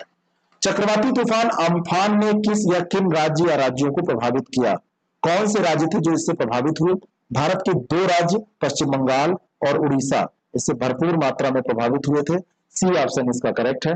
वहां पर इन्होंने तबाही मचाई और काफी तेज गति से हवाएं चली। अरब सागर, बंगाल की खाड़ी का महासागरीय जो तापमान है वो अरब सागर से अधिक है, इसी कारण से अरब सागर की अपेक्षा बंगाल की खाड़ी में चक्रवातों की स्थिति ज्यादा बनती है। इसके अलावा पश्चिमी घाट की जो पहाड़ियां हैं वो भी चक्रवातों को रोकने के लिए काफी ऊंचे स्थान प्रदान करते हैं। इस कारण से उसका इफेक्ट उधर इतना ज्यादा नहीं होता है पश्चिम में, जितना इधर पूर्व में होता है। ठीक है, आपके लिए प्रश्न है, अम्फान चक्रवात का जो ये नाम है ये किस देश के द्वारा रखा गया था? कौन सा देश है जिसने ये नाम रखा था? प्रश्नों का उत्तर जरूर दीजिएगा। अगला प्रश्न है, निम्नलिखित कथनों पर विचार कीजिए। भूकंपीय तरंगों की गति का पदार्थ के घनत्व से सीधा संबंध होता है, पहला स्टेटमेंट। और दूसरा है पृथ्वी की आंतरिक परतों का घनत्व सतह की अपेक्षा अधिक होने के कारण भूकंपीय तरंगों की गति में वृद्धि होती है। जो घनत्व है पदार्थ का वो भूकंपीय तरंगों की गति पर प्रभाव डालता है। घनत्व जितना बढ़ता चला जाएगा, डेंसिटी में जितना इंक्रीज होगा, उतना ही ज्यादा इसकी स्पीड में भी इंक्रीज होता है। ठीक है, तो पहला स्टेटमेंट सही है। पृथ्वी की आंतरिक परतों का घनत्व सतह की अपेक्षा अधिक होता है, इसलिए वहां पे गति में वृद्धि होती है, तो ये भी सही हो जाएगा। इस तरीके से इसका सही उत्तर हो जाएगा सी। अगला प्रश्न, दो स्टेटमेंट है। पहला है कि उत्तर प्रदेश का सबसे बड़ा जिला लखीमपुर खीरी है। तो क्षेत्रफल में अगर देखा जाए तो सबसे बड़ा जिला लखीमपुर खीरी है, और सबसे छोटा अगर आपसे पूछा जाए तो वह हापुड़ है। कौन सा है? हापुड़। तो पहला स्टेटमेंट सही है। उत्तर प्रदेश का मिर्जापुर जिला मध्य प्रदेश से 3 ओर से घिरा हुआ है। मिर्जापुर नहीं घिरा हुआ है, ये घिरा हुआ है ललितपुर। ठीक है ना, उधर मिर्जापुर भी पड़ता है लेकिन मिर्जापुर नहीं, ललितपुर घिरा हुआ है। तो दूसरा स्टेटमेंट गलत है, पहला सही है। ए ऑप्शन इसका करेक्ट हो जाएगा। उत्तर प्रदेश में भौगोलिक क्षेत्रफल की दृष्टि से सर्वाधिक व न्यूनतम क्षेत्रफल वाला जिला कौन सा है? फिर से वही प्रश्न देखिए, ऐसा भी पेपर में कभी कभी होता है ना, कि एक स्टेटमेंट दिया रहेगा और दूसरे में तो डायरेक्ट वो पूछ लिया जाएगा। तो लखीमपुर खीरी सबसे ज्यादा बड़ा है क्षेत्रफल में और हापुड़ सबसे छोटा है क्षेत्रफल में। ए ऑप्शन इसका बिल्कुल करेक्ट है। लखीमपुर खीरी, सोनभद्र, हरदोई, फिर सीतापुर, ये बड़े जिले हैं, और सबसे छोटा हापुड़ है। हापुड़ से बड़ा गाजियाबाद, और गाजियाबाद से बड़ा संत रविदास नगर, फिर शामली आता है। तराई क्षेत्र की निम्नलिखित विशेषताओं पर विचार कीजिए। पहला स्टेटमेंट है कि भाबर क्षेत्र के उत्तर भाग में तराई क्षेत्र की पट्टी पाई जाती है। क्या ये सही है? भाबर क्षेत्र के उत्तर भाग में पाई जाती है, ये गलत है। भाबर क्षेत्र जो है, ये शिवालिक हिमालय में आ जाइए, फिर उसके बाद में जो भाबर क्षेत्र होगा, भाबर क्षेत्र के साउथ में, दक्षिण में पाई जाएगी ये पट्टी, जिसको तराई क्षेत्र के नाम से जाना जाएगा, उत्तर में नहीं। तो पहला गलत हो गया। प्राचीनतम जलोढ़ मिट्टी को राढ़ के नाम से जाना जाता है, ये बिल्कुल सही है। प्राचीनतम जलोढ़ मिट्टी को राढ़ कहा जाता है, इसमें कोई गड़बड़ी नहीं है। ठीक है, तो दूसरा स्टेटमेंट सही है, तो इसका सही उत्तर बी हो जाएगा। अगला प्रश्न, Jawaharlal Nehru tropical botanical garden and research institute, Jawaharlal Nehru tropical botanical garden and research institute JNTBGRI कहां पर स्थित है? कहां पर स्थित है ये इंस्टीट्यूट? ये इंस्टीट्यूट जो है वो केरल में स्थित है। अभी दक्षिण अंडमान द्वीप का एक दुर्लभ पाम पेड़ है, उसको लाकर यहां पर लगाया गया है। ये विलुप्ति के कगार पर है और इसकी विलुप्ति को रोकने के लिए ऐसा किया गया है, इसलिए ये चर्चा में रहा है। आपको मैं जानकारी देना चाहता हूं कि ये जितने भी प्रश्न हैं इनमें से अधिकतर हम डेली 30 में किसी न किसी रूप में डिस्कस कर चुके हैं। अब आप पूछेंगे डेली 30 क्या है? IAS prep academy YouTube channel पर डेली 30 हर दिन 8 बजे शाम को एक कार्यक्रम प्रसारित होता है, मेरे द्वारा ही उसको किया जाता है। और ये जो कार्यक्रम है इसमें एक टॉपिक हम रोज उठाते हैं, वो शेड्यूल के अकॉर्डिंग होता है। हम सोमवार से शनिवार तक इस पर टॉपिक डिस्कस करते हैं, और संडे को इसका एक फ्री में टेस्ट होता है। वो टेस्ट आप ज्वाइन कर सकते हैं फ्री ऑफ कास्ट, UPSCtarget.com और IAS प्रेप ऐप पर वो उपलब्ध है। और ये कार्यक्रम भी फ्री में आप इसका लाभ उठा सकते हैं प्रतिदिन शाम को 8 बजे। ऐसे प्रश्न और अच्छे से आपके तैयार हो जाएंगे। ठीक है, बी ऑप्शन इसका करेक्ट है। भूप्रकृति में सर्वाधिक मात्रा में क्या पाया जाता है? क्या पाया जाता है? भूप्रकृति में सर्वाधिक मात्रा में पाया जाता है ऑक्सीजन। ऑक्सीजन 46.6% पाया जाता है। सेकेंड स्थान पे सिलिका आता है, सिलिकॉन 27.72, तो ये ऑक्सीजन हो गया। और एल्युमिनियम जो है वो 8.13, और जो लोहा है वो 5% पाया जाता है। तो सबसे ज्यादा भूप्रकृति में ऑक्सीजन पाया जाता है। ए ऑप्शन इसका करेक्ट हो जाएगा। निम्नलिखित कथनों पर विचार कीजिए। प्रत्येक वर्ष 21 मई को अंतर्राष्ट्रीय जैव विविधता दिवस मनाया जाता है। 21 मई को मनाया जाता है, ये 22 मई को मनाया जाता है। अंतर्राष्ट्रीय जैव विविधता दिवस 22 मई को मनाया जाता है। और इस बार इस दिन को हमारे समाधान प्रकृति में है, इस थीम या इस विषय के तहत मनाया गया, ये बिल्कुल सही है। हमारे जो समाधान है वो प्रकृति में है, our solution are in nature, इस थीम के साथ मनाया गया है, ये बिल्कुल सही है। तो दूसरा सही है, पहला गलत है, बी इसका सही उत्तर हो जाएगा। नगरीय गलियारे संबंधित हैं किस चीज से? नगरीय गलियारे जो होते हैं वो नगरीय क्रियाकलापों को विस्तार देने से संबंधित होते हैं, है ना। नगर के आसपास के ये जो एरियाज हैं वहां पर इनका डेवलपमेंट होता है। नगरीय गलियारों में परिवहन सुविधा के विस्तार के माध्यम से नगरीय क्रियाकलापों को विस्तृत किया जाता है। निम्नलिखित में से किस केंद्र शासित प्रदेश में 2011 की जनगणना के अनुसार ग्रामों की जनसंख्या जो संख्या है वो न्यूनतम है? सबसे कम गांव कहां पाए जाते हैं? सबसे कम जो गांव है वो दमन एवं दीव में पाए जाते हैं, पूरे 25 गांव। हमारे यहाँ तो एक न्याय पंचायत में से ज्यादा गांव मिल जाएंगे आपको, छोटे छोटे, है ना, पूरा ही पूर्वा मिला के। और यहाँ पे पूरे ये स्टेट की बात हो रही है, केंद्र शासित प्रदेश है दमन एवं दीव, वहां पर केवल 25 है, और लक्षद्वीप में 27 है, दादरा नगर हवेली में 70 है, पुडुचेरी में 95 है। लेकिन इसका सही उत्तर हो जाएगा दमन एवं दीव, बी ऑप्शन इसका करेक्ट है। भारत की 2011 की जनगणना के अनुसार सर्वाधिक जनसंख्या निम्नलिखित नगरीय युग्मों में से किसमें प्रदर्शित हुई? कहां पर सबसे ज्यादा नगरीय जनसंख्या पाई गई? तो ये है मुंबई और दिल्ली। सबसे ज्यादा मुंबई में थी और सेकंड में दिल्ली में थी। शहर आपसे पूछे जा रहे हैं। अगला प्रश्न, मुंबई, दिल्ली, कोलकाता, बंगलोर, ये क्रम है। किसी राशि का 6 वर्षों के लिए और 9 वर्षों के लिए समान वार्षिक ब्याज की दर पर उपचित साधारण ब्याज का अनुपात क्या होगा? इसको मैं सॉल्व नहीं करूंगा, बस इसको मैं आपसे ऐसे बताता चलूंगा उसका उत्तर, और आप इसको घर अपने आप सॉल्व कर लेंगे। तो इसका जो अनुपात होगा वो अनुपात होगा 1:4। अगर एक राशि है 6 वर्षों के लिए और फिर 9 वर्षों के लिए जो समान वार्षिक ब्याज की दर होगी, उस पर ये जो साधारण ब्याज होगा उसका अनुपात 1:4 होगा। सुश्री नीलम ने 16,420 की राशि जमा की और 5 वर्ष के अंत में 25,451 रुपये प्राप्त किया, तो प्रतिवर्ष ब्याज की दर क्या थी? ये तो बहुत आसान प्रश्न है। इसको अब आसान तो सब है, इसको आप कैसे निकालेंगे? 25,451 में से आप निकालिए 16,420, क्या आ जाएगा? 3 0 और यहाँ पर ये आ जाएगा 9। ठीक है, अब इसमें दर आपको निकालनी है तो मल्टीप्लाई बाई 100, और यहाँ पर 16,420 का ये है, और ये क्या हो जाएगा? बस 5 साल के लिए था, यही x की वैल्यू हो जाएगी। और इस तरीके से आप इसको निकालेंगे तो 11% इसका सही उत्तर आ जाएगा, डी ऑप्शन इसका करेक्ट है। प्रश्न चिन्ह के स्थान पर क्या आएगा? प्रश्न चिन्ह के स्थान पर क्या आएगा? यहां पर देखिए लिखा है 17 की पावर में लिखा है 3.5, फिर इधर है 17 की पावर में इधर क्या होगा? ठीक है, तो यहां पर अगर हम x मान लें और इधर हम पावर को देखें तो इधर 17 की पावर 8 दिया है, तो 17 ये सेम है तो पावर ऐसे जुड़ जाती है। ठीक है, तो इसका सही उत्तर क्या हो जाएगा? 8 माइनस 3.5, तो इसका सही उत्तर हो जाएगा 4.5। पावर में क्या आएगा? 4.5, डी इसका सही उत्तर हो जाएगा।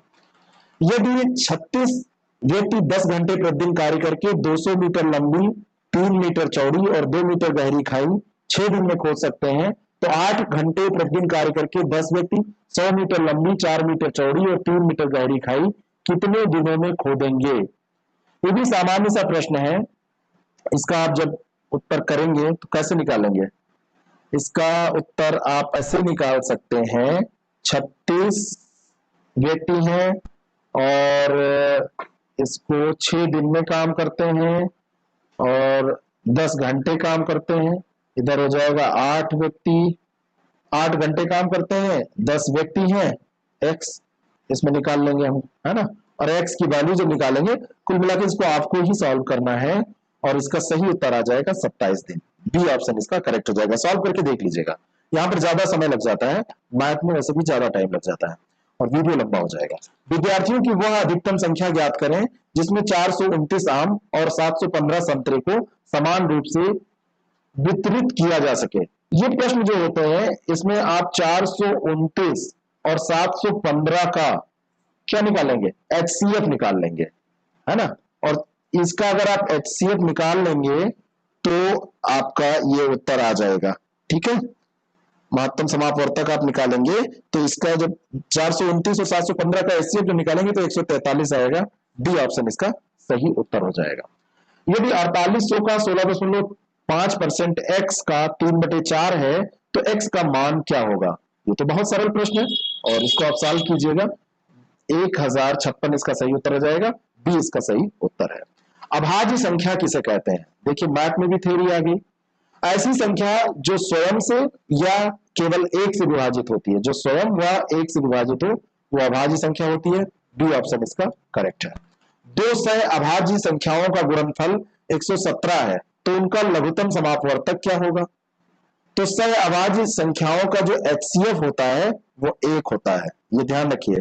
तो एलसीएम जो होगा वो 117/1 हो जाएगा। इस तरीके से उनका लघुत्तम समापवर्तक क्या हो जाएगा?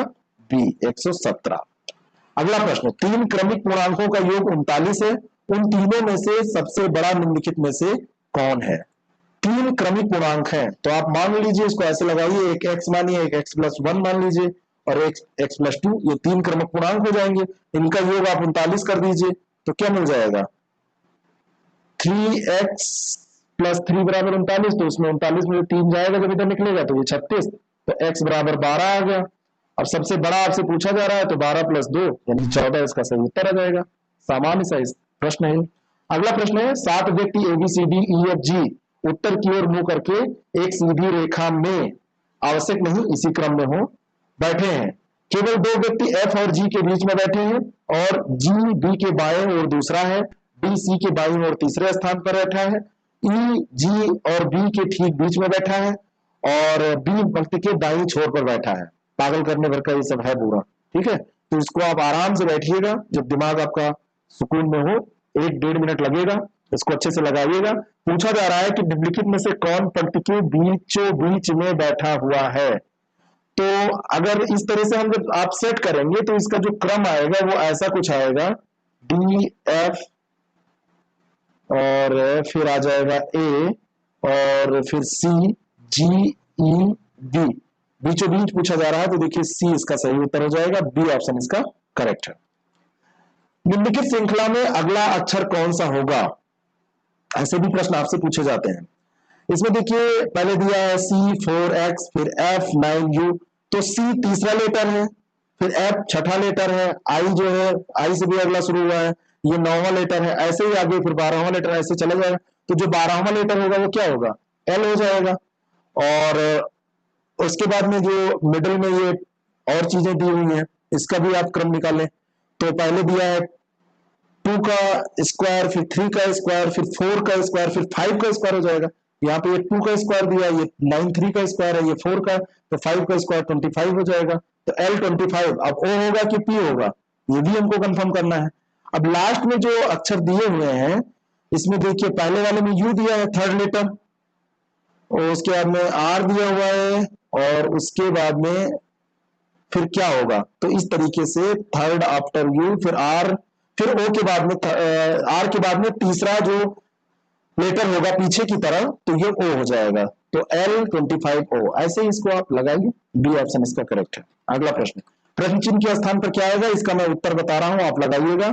7.3 इंटू 10⁻14 इसकी जगह पे आ जाएगा। सॉल्व करना अगर आपको आता है तो इस प्रश्न का उत्तर आप निकाल लेंगे। ABCD E और E में से A और B, A जो है B की अपेक्षा लंबा है। ABCDE है, उसमें जो A है, A जो है वो B की अपेक्षा लंबा है, परंतु C से छोटा है। तो A जो है वो C से छोटा है। B केवल E से लंबा है, B केवल E से लंबा है। और यदि C सबसे लंबा नहीं है तो उनको ऊंचाई के क्रम में रखने में बीच में कौन सा आएगा? अब अगर यहां पे दिया हुआ है कि B जो है, और तो सारा सेट हो गया, अब दिया हुआ है कि इसमें C सबसे लंबा नहीं है, तो C सबसे लंबा अगर नहीं है तो सबसे लंबा D हो जाएगा, D ही तो बचा। तो D C A और B E, यही क्रम बन गया। अब इसमें करें बीच में कौन आएगा, तो बीच में कौन आएगा? A हो जाएगा, A सही इसका उत्तर हो जाएगा। अगला प्रश्न है, अब यहां पर गुणे को अगर धन कहा जाए और भाग को ऋण कहा जाए, ऋण को गुणा कहा जाए, ये सब पगलैती की जाए, पगलाया जाए, तो इसका उत्तर क्या आएगा? तो यहां पर बस इसको आपको जो जो साइन है उससे क्या करना है? इंटरचेंज कर लेना है। गुणे को क्या कहा जा रहा है? तो गुणे तो क्या कहा जा रहा है, माइनस का अर्थ है माइनस का अर्थ है गुणा, और यहाँ पे गुणे का अर्थ है धन, तो यहाँ पे धन का साइन प्लस का साइन लगा लीजिएगा, ऐसे चेंज कर लीजिएगा। इसको जब आप सॉल्व करेंगे तो इसका सही उत्तर आ जाएगा 7/2/5, 7 सही 2/5। ठीक है, बी ऑप्शन इसका सही उत्तर होगा। बस साइन चेंज करके केवल आपको सॉल्व कर लेना है। वनस्पत तेल से वनस्पत घी बनाने में प्रयुक्त गैस कौन सी है, किस गैस का प्रयोग किया जाता है, तो ये गैस है हाइड्रोजन। ए ऑप्शन इसका करेक्ट है। उच्च दाब पर निकिल उत्प्रेरक की उपस्थिति में हाइड्रोजन वनस्पत तेलों से संयोग करके उन्हें वनस्पत घी में बदल देता है, और इस प्रक्रिया को तेलों का क्या कहते हैं, हाइड्रोजनेशन। क्या, हाइड्रोजनीकरण, हाइड्रोजनेशन कहते हैं या हाइड्रोजनीकरण कहते हैं, तो ए ऑप्शन इसका करेक्ट है। जंतु कोशिका में निम्न में से क्या अनुपस्थित होता है, क्या नहीं पाया जाता है, तो जो जंतु कोशिका होती है उसमें सेलुलोज की कोशिका भित्ति नहीं पाई जाती है। ए ऑप्शन इसका करेक्ट है। सूचना का अधिकार अधिनियम कब पारित हुआ था, देखिए ये प्रश्न आ ही गया, ये पारित हुआ था 2005 में। अभी एक प्रश्न की व्याख्या के तहत हमने इसको बताया था। 11 मई 2005 को लोकसभा में और 12 मई 2005 को राज्यसभा में पास हो गया, और 15 जून 2005 को तत्कालीन राष्ट्रपति डॉक्टर एपीजे अब्दुल कलाम के द्वारा स्वीकृति प्रदान की गई, और उसके 120 दिन पश्चात 12-13 अक्टूबर की मध्यरात्रि को 2005 से इसको प्रभावी कर दिया गया था। ठीक है, 12-13 अक्टूबर की जो मध्य रात्रि थी तभी इसको प्रभावी किया गया था। ये सारे फैक्ट आपके लिए बहुत ही ज्यादा इंपॉर्टेंट है, अक्सर पूछे जाते हैं। हाल ही में भारत के परमाणु ऊर्जा आयोग द्वारा नवीनतम लिथियम भंडार की खोज कहाँ की गई है, तो ये जो लिथियम भंडार है ये एक मांड्या गांव पड़ता है, बंगलौर से 100 किलोमीटर दूर, और बंगलौर है कर्नाटक में, वहीं पर खोज की गई है। ए ऑप्शन इसका करेक्ट हो जाएगा। और इलेक्ट्रिक वाहनों में जो बैटरी बनती है उसमें लिथियम का प्रयोग होता है, और अब युग आने वाला है इलेक्ट्रिक गाड़ियों का, इसलिए ये खोज बहुत इंपॉर्टेंट है। निम्न में से किस वर्ष का कैलेंडर वर्ष 2005 के कैलेंडर के समान होगा, तो ये कैलेंडर का प्रश्न है, और इसमें आप इसको जब कैलकुलेट करेंगे निकालेंगे तो 2011 का कैलेंडर जो है वो इसके समान होगा 2005 के कैलेंडर के। अगला प्रश्न, भारत की शुष्क पेटी की अर्थव्यवस्था प्रधानता कृषि आधारित है। भारत की शुष्क पेटी की अर्थव्यवस्था प्रधानता कृषि आधारित है, और इसमें द्वितीय हरित क्रांति के लिए बहुत क्षमता है। ये दोनों बातें सही हैं, लेकिन ये क्षमता है इसलिए ऐसा है, ये गलत है। वो तो भौगोलिक कारण है, ये गलत है, यानी कि व्याख्या नहीं कर रहा है। दोनों बातें तो सही हैं, लेकिन ये सही व्याख्या नहीं कर रहा है, तो बी ऑप्शन इसका करेक्ट हो जाएगा। अगला प्रश्न है, सबसे छोटा जीव जो स्वयं विकास एवं प्रजनन करने में समर्थ है कौन सा है।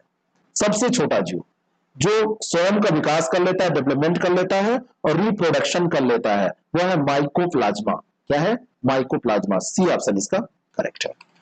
निम्नलिखित कथनों पर विचार कीजिए। शाहनामा का लेखक फिरदौसी मोहम्मद गोरी के दरबार से संबंधित था। क्या यह सही बात है? शाहनामा का जो लेखक फिरदौसी था वो मोहम्मद गौरी नहीं, महमूद गजनबी के दरबार से संबंधित था। यहाँ पे कंफ्यूज किया जा रहा है आपको, तो पहला स्टेटमेंट गलत है। फिरदौसी को पूर्व का होमर कहा जाता है, होमर ऑफ द ईस्ट कहा जाता है फिरदौसी को। ये बिल्कुल सही है, बी ऑप्शन इसका बिल्कुल करेक्ट है। अगला प्रश्न, एक किसी कार्य को का 3/4 भाग 12 दिनों में पूरा करता है, कितने दिनों में वो उस कार्य को का 1/8 भाग पूरा करेगा? तो ए क्या करता है, 3/4 भाग 12 दिनों में कर सकता है, इसलिए ए कार्य का एक दिन में कितना करेगा, कितना करेगा, 1/8 करेगा। तो 12, अब ये पूछा जा रहा है कि 1/8 भाग कितने दिनों में करेगा, तो ये कैसे निकालेंगे, 12 गुणे 4/13 इसको कर देंगे, और 4 हाँ, और गुणे 1/8 कर देंगे। अब ये मैं ऐसे अपने हिसाब से कैलकुलेट कर रहा हूं, आप इसको जब सॉल्व करेंगे तो इसका 2 दिन आएगा सही उत्तर, बाकी आप इसको सॉल्व कीजिएगा। श्री पंडित के पास 950 सोने के सिक्के हैं। ये सिक्के उसके 3 बेटियों ललिता, अमिता और नीता में बांट दिए गए। ललिता ने 25 सोने के सिक्के अपने पति को दे दिए, अमिता ने 15 सोने के सिक्के दान में दे दिए, और नीता ने 30 सोने के सिक्के आभूषण बनवा लिए। उसके पास बचे सिक्कों का नया जो अनुपात है क्रमशः वो 20, 73 और 83 है, 20:73:83 है। अमिता को श्री पंडित ने कितने सोने के सिक्के दिए थे? अब इसमें 950 टोटल थे, उसमें से फिर 25, 15, 30 जोड़ के आप निकालेंगे, फिर इसमें जो और बीच में घटनाएं घटी हैं उसको देखेंगे, ठीक है। और सब ये आप करेंगे तो इसका सही उत्तर जो आएगा मैं बता रहा हूं 380, ए ऑप्शन इसका करेक्ट है। कामरूप में वैष्णव धर्म को किसने लोकप्रिय बनाया था? अच्छा प्रश्न है। कामरूप कहाँ है? असम राज्य में स्थित है। कहां पर है? असम में। और कामरूप में वैष्णव धर्म को लोकप्रिय बनाने का श्रेय शंकर देव को जाता है। डी ऑप्शन इसका बिल्कुल करेक्ट है। एकेश्वरवादी थे, उनके धर्म का मूल उद्देश्य ही एकेश्वरवाद था और विष्णु या उनके अवतार कृष्ण को अपना अभीष्ट ये मानते थे। उत्तर प्रदेश के किस जनपद में भृगु मंदिर स्थित है? भृगु मंदिर कहां पर स्थित है? भृगु मंदिर स्थित है बलिया में। जो बलिया के रहने वाले लोग होंगे वो जानते होंगे। अगला प्रश्न, निम्नलिखित में से कौन सा कथन सत्य है? संयुक्त राज्य अमेरिका में सरकार की संघीय प्रणाली है। क्या सही है? बिल्कुल सही है। संयुक्त राज्य अमेरिका में सरकार की संघीय प्रणाली है। दूसरा, भारत में सरकार की संघीय और एकात्मक दोनों प्रणाली है। ये गलत है। फ्रांस में सरकार की संघीय है। ये भी गलत है। ठीक है। पाकिस्तान में प्रधानमंत्री की नियुक्ति वहां की जनता के द्वारा की जाती है, डायरेक्ट। ऐसा क्या है? ये भी गलत है। पहला ही केवल यहां पर सही, यही पूछा ही जा रहा था और बाकी ये सब गलत है। रेमन मैग्सेसे पुरस्कार 2020 के लिए किसे चुना गया? बिल्कुल अपडेटेड, कल तक का अपडेटेड प्रश्न है। 2020 कोविड-19 के कारण मैग्सेसे पुरस्कार जो है वो कैंसिल कर दिया गया, किसी को नहीं दिया जाएगा, किसी को भी नहीं चुना गया है। ऐसे प्रश्न, ऐसे मुद्दों को तैयार करने के लिए एक मॉर्निंग में हमारी क्लास आती है आईएएस प्रेप एकेडमी पर, मॉर्निंग जीके, ब्रेकफास्ट जीके करके, तो उसको आप रोज देखिए। एक टॉपिक उठाया जाता है, 5-7 मिनट की क्लास होती है, 8-10 प्रश्नों को डिस्कस किया जाता है और पूरा टॉपिक, उसका इतिहास, भूगोल सब आपका क्लियर हो जाएगा। तो आप उसको फॉलो कर सकते हैं। डेली 30 और मॉर्निंग, ये दोनों मॉर्निंग जीके ये रेगुलर चला करते हैं, है ना, हर दिन आते हैं। विश्व खाद्य सुरक्षा दिवस किस तिथि को मनाया जाता है? विश्व खाद्य सुरक्षा दिवस की बात यहां पर हो रही है। एक होता है विश्व खाद्य दिवस, तो विश्व खाद्य दिवस जो है वो 16 अक्टूबर को मनाया जाता है, लेकिन विश्व खाद्य सुरक्षा दिवस 7 जून को मनाया जाता है।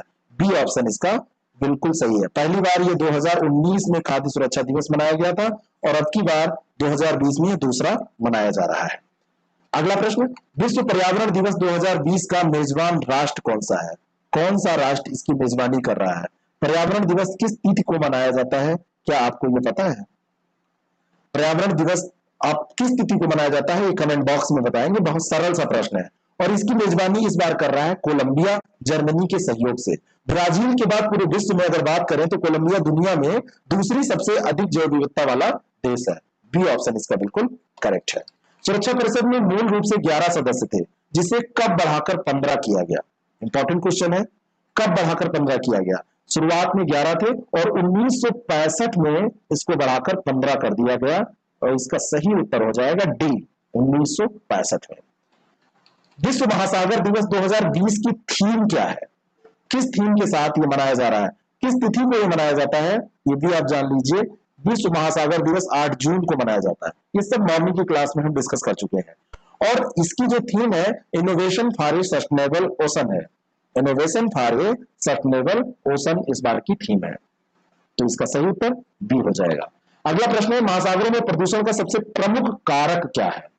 महासागर जो प्रदूषित हो रहे हैं, हर तरीके से वो प्रदूषित हो रहे हैं। जैसे वहां पे ह्यूमन एक्टिविटीज बढ़ेंगी, मानवीय गतिविधियां बढ़ेंगी, वो प्रदूषित होंगे। लेकिन जो प्लास्टिक प्रदूषण है वो बहुत गंभीर है महासागरों में प्रदूषण फैलाने में, क्योंकि वो शामिल हो जाता है वहां के रहने वाले जीवों के फूड चैन में और वहां पर जाता है और उसका उनके स्वास्थ्य पर असर पड़ता है। और कभी कभी जब वो मनुष्य उनका सेवन करते हैं, जो आप सी फूड्स खाते हैं, मछलियां खाते हैं, तो उसमें भी आपके अंदर जाने की क्षमता होती है और वो आपको भी नुकसान करता है और धीरे धीरे बहुत बड़े परिवर्तन लेकर आता है। अंतिम प्रश्न है, रॉकीज, अपलेशियन, एंडीज और एटलस, ये 4 पर्वत हैं। उपयुक्त पर्वत किस प्रकार के पर्वतों के उदाहरण हैं, ये आपको बताना है। कोई एक आप जानते होंगे तो काम बन जाएगा, लेकिन ऐसे नहीं बनने वाला है। ये जो पर्वत हैं ये महाद्वीपों के किनारे पर स्थित पर्वत हैं। आप इस पर ध्यान देंगे इनकी विशेषताओं पर तो आपको लगेगा, और इसलिए इनको कहते हैं तटीय पर्वत। बी ऑप्शन इसका करेक्ट है। उत्तरी अमेरिका के पश्चिमी तट पर रॉकीज है, पूर्वी तट पर अपलेशियन है, दक्षिणी अमेरिका के पश्चिमी तट पर एंडीज है और जो एटलस पर्वत है ये पश्चिमी, ये यूरोप के दक्षिणी किनारे पर स्थित है। और इस तरीके से ये जो भी पर्वत है ये सब तटीय पर्वतों के उदाहरण है। कैसा लगा आपको ये जरूर बताएं। उन सभी लोगों तक इसको जरूर शेयर करें जो खंड शिक्षा अधिकारी का एग्जाम दे रहे हैं। आपके लिए जो हमने शेयर सीरीज लॉन्च की है इसको आप जरूर ज्वाइन करें, इससे आपको लाभ मिलेगा। मैं केवल आपको सजेशन दे रहा हूं, ये दबाव नहीं है कि जरूर का मतलब ये है, इसलिए कह रहा हूं कि उससे निश्चित तौर पर आपको लाभ मिलने ही वाला है। बाकी आप डेली 30 और मॉर्निंग जीके को अगर फॉलो करेंगे तो आपका लाभ तो होगा ही, और मुझे भी अच्छा लगेगा कि आप हमारे कार्यक्रम को आगे बढ़ाने में हमारी मदद करते हैं। Thank you very much, all the best.